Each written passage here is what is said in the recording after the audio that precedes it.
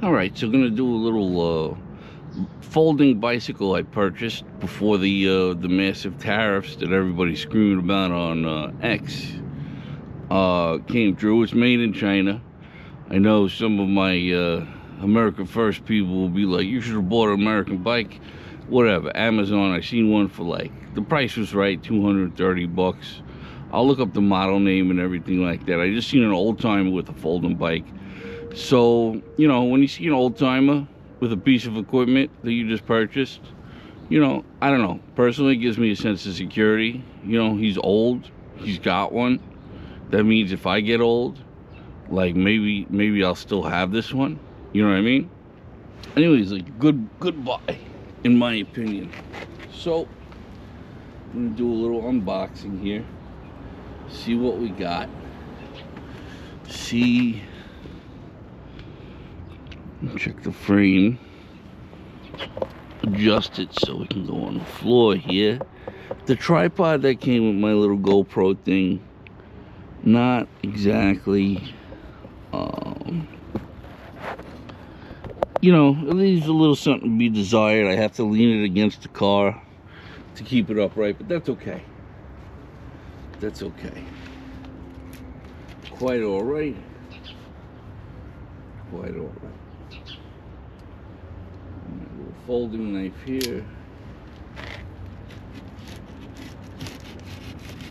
Yeah.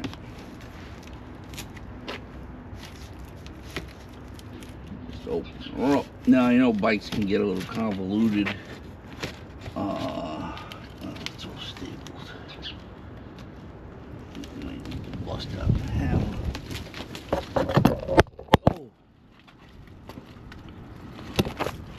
So yeah, worst fear realized. The first drop on my GoPro. So now I'm gonna give it 2 points of contact there rather than the 1 point of contact. Always cut away from you. This is a single blade folding knife. And, yeah, always good to have a knife. Check your local laws. Don't carry a knife where you're not supposed to. But in the Boy Scouts, they always say be prepared. Always good to have a knife. That's what they taught in Boy Scouts. So that's what I try to do. Good for the environment. Throw these right into the ocean. Don't do that. It's a joke. Here's the bicycle.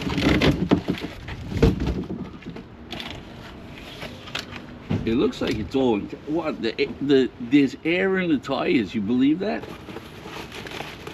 It used to be back in the day. You would have to put these fucking things, like you would have to put everything together. Let me not speak too soon. Here's a box of stuff. All right, so let me just get unpacking my folding knife here. And stop cutting this bullshit. Let's not cut the seat, you know what I mean?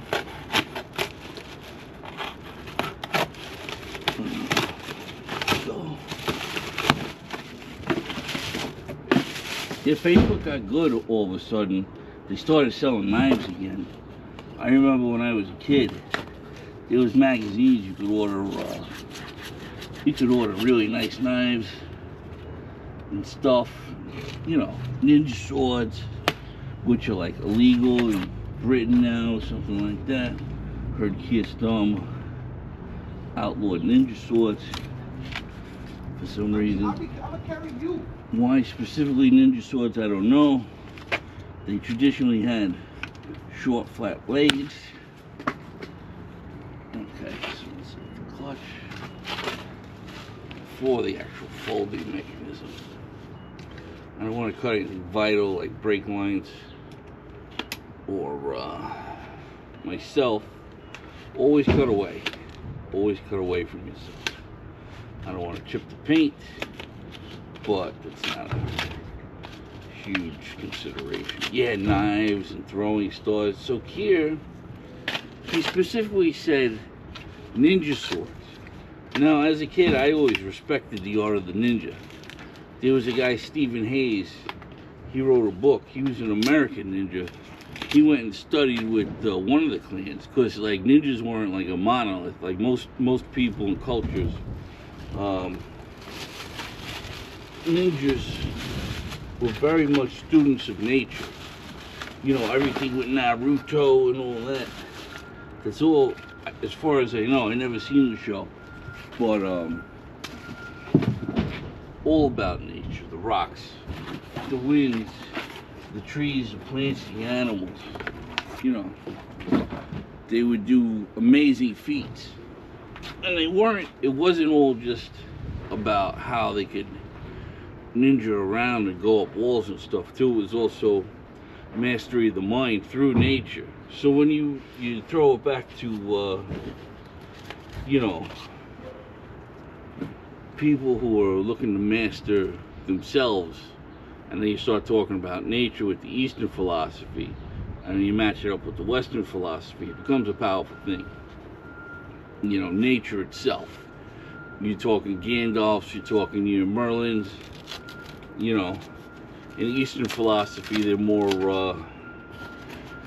I don't know if they're considered more real. Well, Sun Tzu is definitely considered more real. You got dudes like Aristotle who are more about the, like, building of society sort of things. You know, famously, Alexander the Great's teacher. You know, and Plato, and they're more like, they're less active in the warfare side of things. Okay, so this is just a cap. Well, that could be useful when storing it. We'll throw it in the box for now. You know. So the ninjas, apparently, something happened in China, and a lot of Chinese smart dudes had to split, and a lot of Chinese, like a Chinese government collapsed. I forget which one, and they wound up going to China. The Chinese wound up taking refuge in Japan and moving up into the hills. You know what I mean? They were running from something. You know, that's the way a lot of stories in history go, both fictional and the real ones. You know, the Republic of Venice was started in a similar fashion, because they were the barbarians were coming from the north in waves, successive waves, and they were raiding like the peaceful farming villages of northern Italy, and eventually they were just like, fuck it, we're just gonna live on this island. Like, they would go to the islands until the barbarians were gone, because the barbarians didn't have ships and stuff.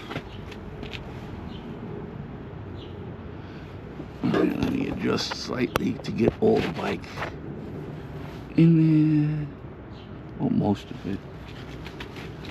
You know, the barbarians would raid the peaceful farming villages, and they didn't have boats, so they couldn't swim over. So, you know, these people eventually started forming permanent, like, fishing communities and salt communities on Venice, and you had like different communities coming together to learn how to live together, and they started forming their own forms of government, yada yada yada. Not a vacuum, mind you. You know, we're talking like as early as like 600s in Ravenna, when the capital of the Roman Empire. We're talking Theodoric was the king, and all these Theodosius and fucking whatever, Germanic barbarian fucking kings and what have you. So there were Chinese, and there may have been successive Chinese dynasties where people needed to get out of town fast, you know what I mean? Like Rosie O'Donnell after Trump wins the presidency. It's like, she's like, F this, I'm going, you know, moving to Britain, or Ellen moved to Ireland, and then her house burned down. So I don't know. I don't follow it too close. I think Rosie and Trump should try to make peace.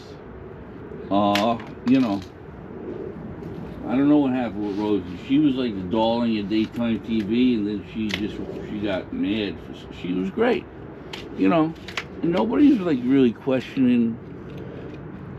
Like, I don't think anybody was really holding. Maybe people were holding it against her. She used to pretend she was in love with Tom Cruise, but that's like Liberace, you know, back in the 60s or the 70s. Like, everybody knew he was, you know, he was gay, right? Anybody with half a brain, but women loved him, you know what I mean? And he would like, right? He would have some woman, like, I don't know, if you've seen Behind the Candelabra, that shit was funny as fuck.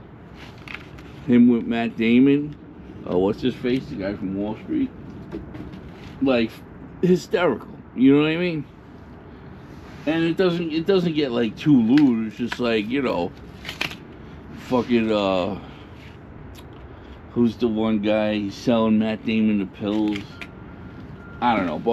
I highly recommend Behind the Candelabra. That's like you know, it's about gay relationships, but it was done right because it was funny. You know what I mean? Like, there was good humor in it because Liberace's such like an over the top dude, and he's like trading them out, and it's like actual heartbreak because, you know, Scott's not doing the right thing, or he's addicted to the pills that I forget, what the fuck is his name? And he's like selling them the pills, you know, and Liberace's like, don't do that, and then Liberace's got weird proclivities of his own, you know, like they're learning to navigate their own personal relationship when it was all taboo or whatever. Anyways, great show. That and John Adams. Anyways, where was I? Ninjas. Chinese escaping persecution, mainly in China, move up to the woods. Were farming people in Japan. And they start teaching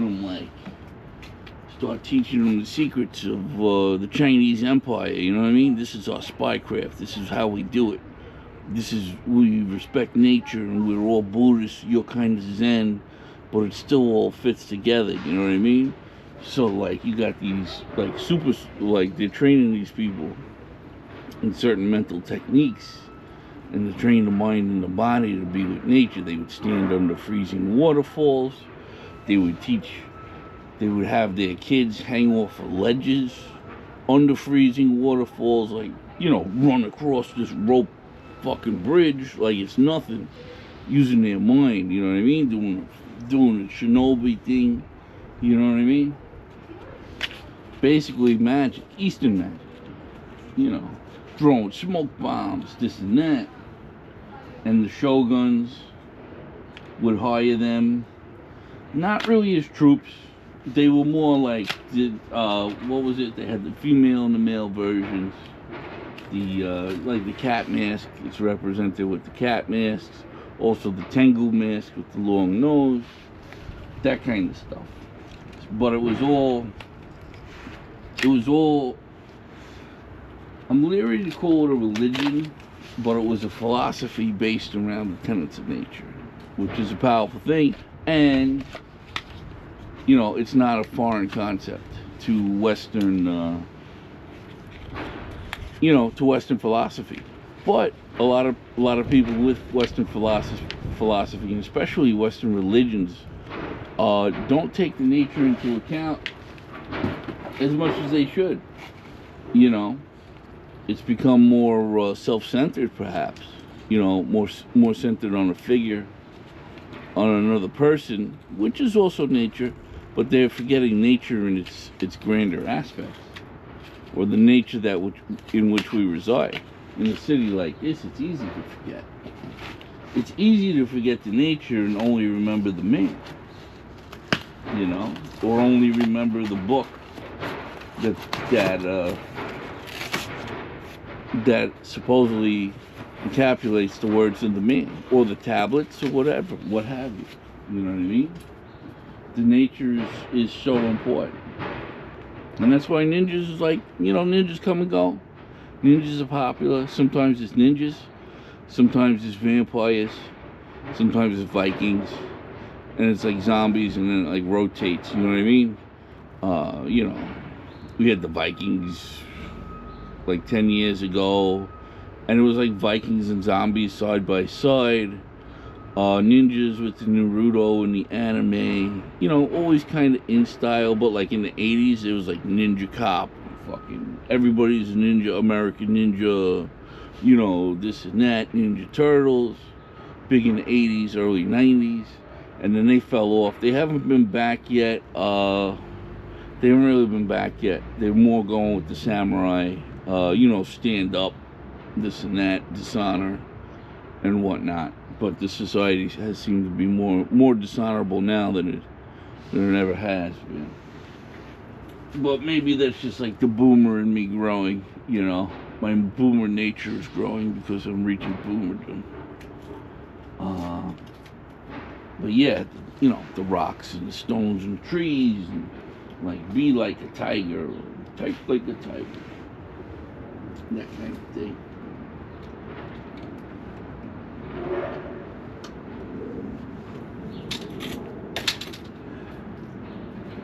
So, just freeing this bicycle from its constraints here, some in the middle, so I can see that this bar folds for the steering, and then we have the main, looks like the main knuckle. But before I do that, and I kind of like how this is like a stand for it. So this will go in the trunk nicely, a little bit larger, folded than I anticipated. But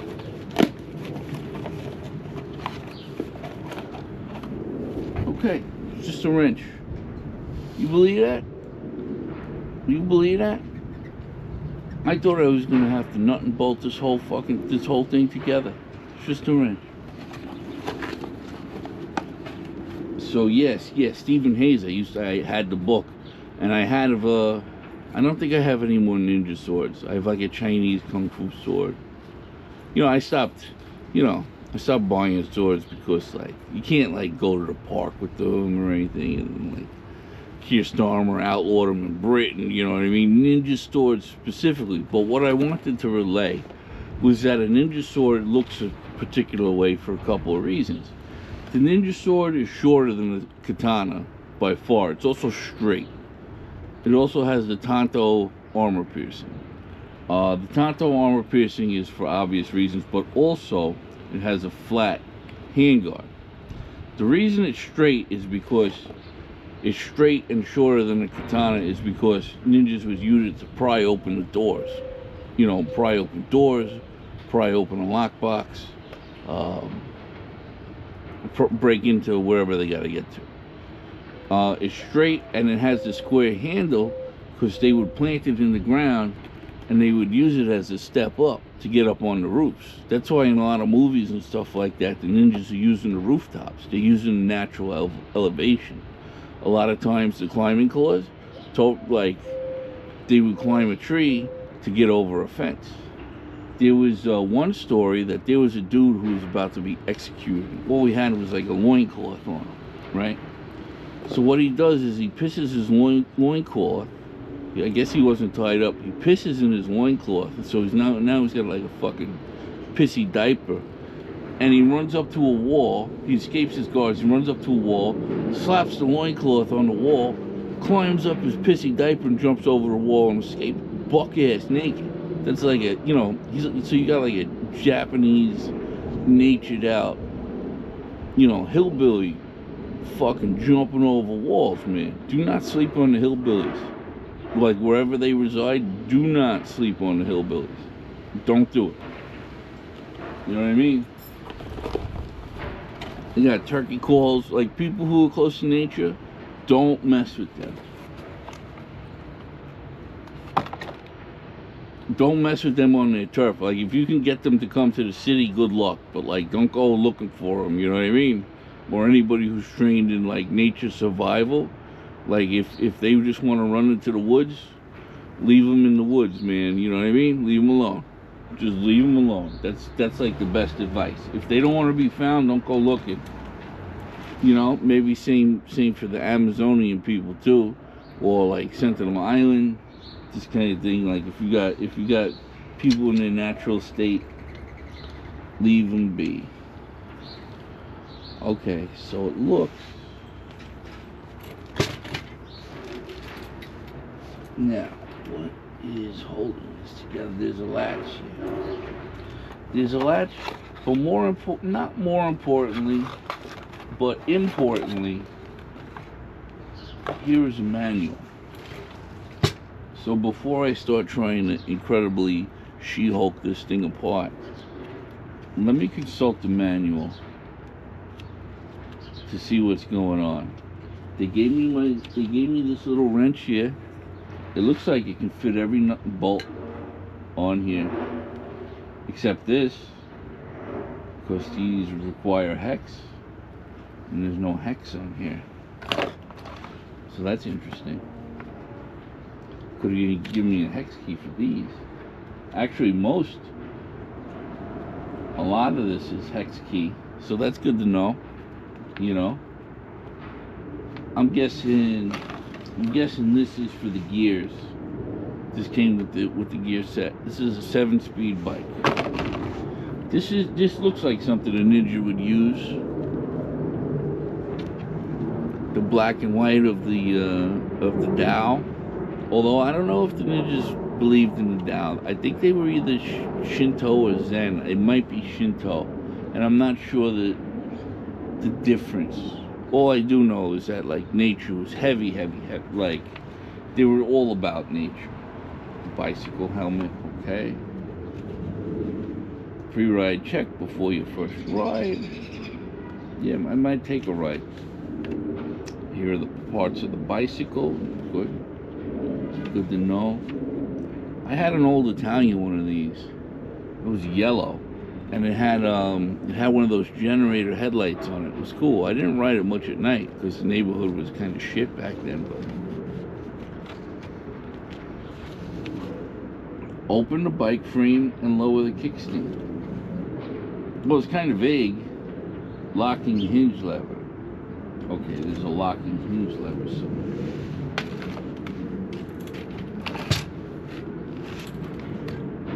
Is that the thing that's wrapped up that's there? Is it this? No, it's a brake. No.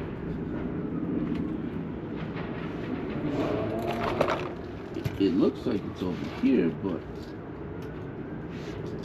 is it this? Looks like.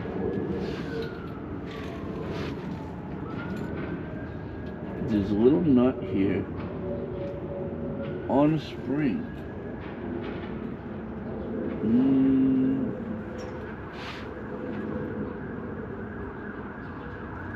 And it's like, is that a magnet or?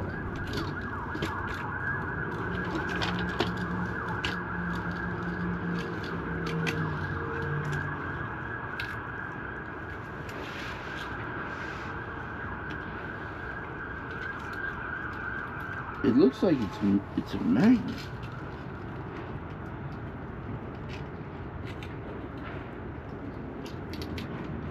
Yeah, it's a magnet.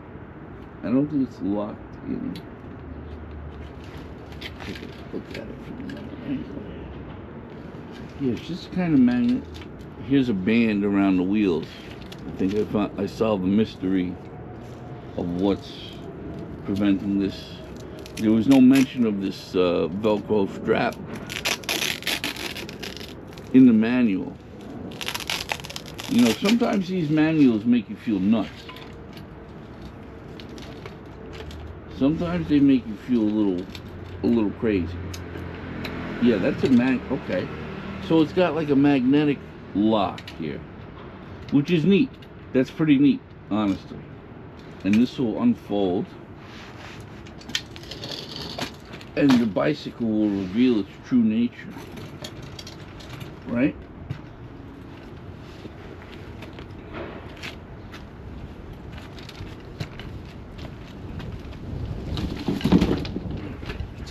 there. There we go. Look at that. Clamps down. I assume that's supposed to keep it locked. Very good. I like it. I like it. Another similar clamp here. It looks like it's the same. It's the same or similar mechanism.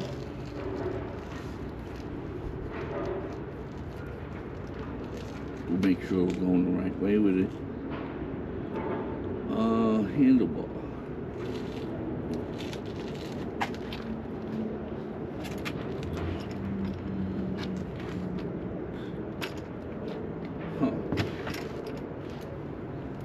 The seat's backwards, but at least it has a bicycle seat. You know what I mean? You don't want to ride a bicycle with no seat on it, you know what I'm saying? What are you, Liberace? So, I'm going to imagine it's like this.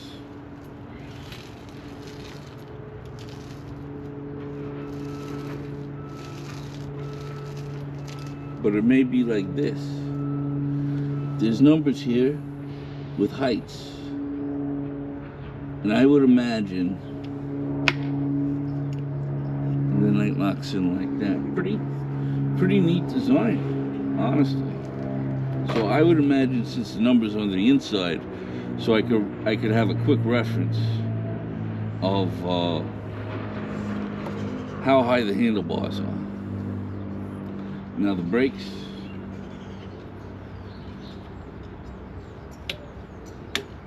So never put it into gear. Okay. So there's a thumb screw. Nope, there's a latch right on the handlebars. And I don't know if you can see it. Let me lower the handlebars here. So, can you see my hands here? Yes. Okay, cool. So, like fully adjustable handlebars on the fly. We have the lower adjustment here, which is nice. Like one of these when I was a kid would have been great. Like growing up, rather than outgrowing a bike every 4 months. And then when it shipped, it was like this, reflector forward, latch down. Seems like it's pretty secure. Let me make sure that's in first gear. Nice. Very nice.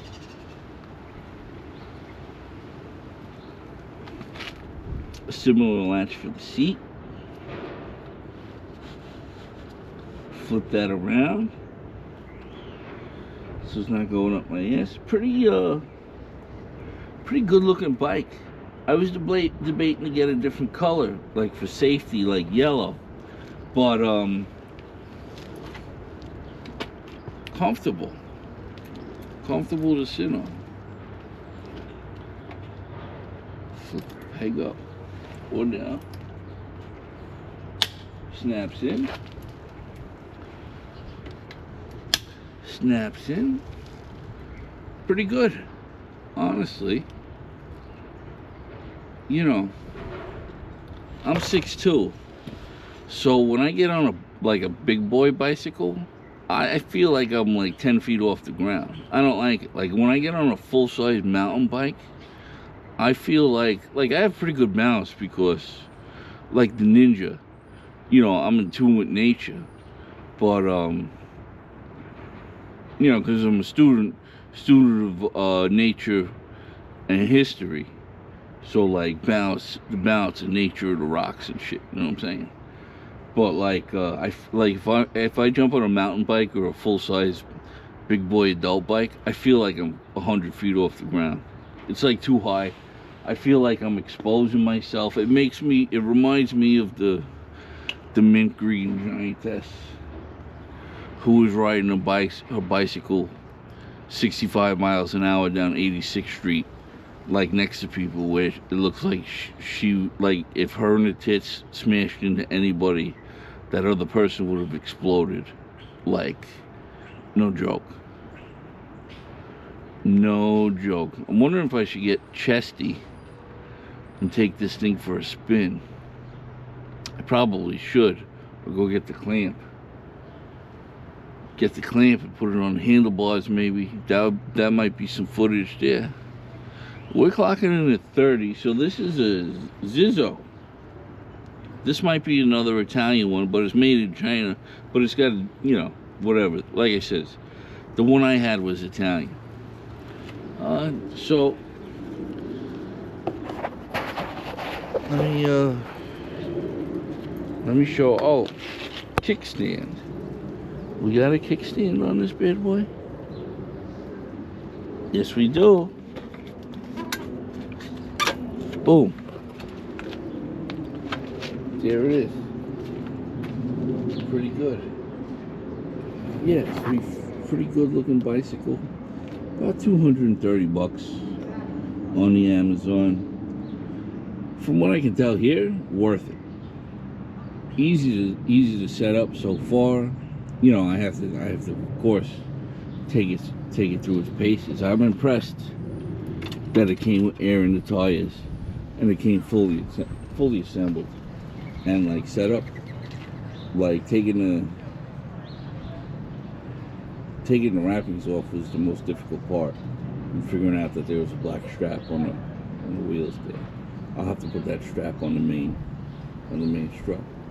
All right, so I'm gonna call it there. 31 minutes. I'll leave a like, see if you like it, and yeah. All right, talk to you later.